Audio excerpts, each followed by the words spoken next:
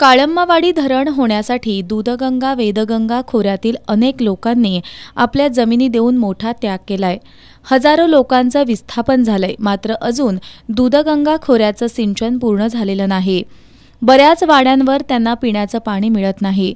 या सगळ्या गोष्टीकडे शासनानं जाणीवपूर्वक दुर्लक्ष करून 25 किलोमीटरवर असणाऱ्या पंचगंगा नदीकाठावरील इचलकरंजी महापालिकेसाठी पाणीपुरवठा योजनेचा घाट घातल्याचा आरोप दूधगंगा बचाव कृती समितीच्या निमंत्रक आणि कसबा सांगवच्या सरपंच ॲडव्होकेट वीरश्री विक्रमसिंह जाधव यांनी केलाय।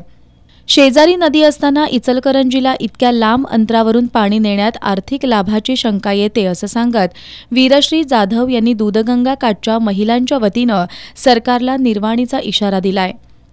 झाशीच्या राणीने ज्याप्रमाणे इंग्रजांशी प्रथम बोलणं केलं, त्यानंतर त्या मैदानात उतरल्या, वेळप्रसंगी हातात शस्त्र घेतलं आणि नंतर प्राणाची आहुती दिली। त्याचप्रमाणे आम्ही सर्वप्रथम उपोषणास बसत आहोत। उपोषणाद्वारे आमच्या मागण्या आम्ही सरकारला सांगत आहोत, सरकारशी बोलणी करत आहोत। त्याच्यानंतरही काहीच झालं नाही तर आम्ही वेळप्रसंगी मैदानात रस्त्यावर उतरू। वेळ आलीच तर आम्ही झाशीच्या राणीप्रमाणे हातात शस्त्र घेऊ आणि लढाईला सुद्धा मागे पुढे बघणार नाही। आणि झाशीच्या राणीने ज्याप्रमाणे प्राणाची आहुती दिली, अगदीच वेळप्रसंगी आम्ही सुद्धा आमच्या प्राणाची आहुती द्यायला तयार आहोत।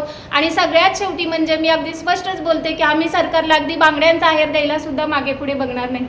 यावेळी अविनाश मगदूम, मनोज कडोले, अमोल शिवई, राहुल हरवाडे, विनायक आवळे, ग्रामपंचायत सदस्य गीतांजली विभूते, अनिता हेरवाडे, सारिका भोजे, अर्चना पाटील यांच्यासह महिला उपस्थित होत्या।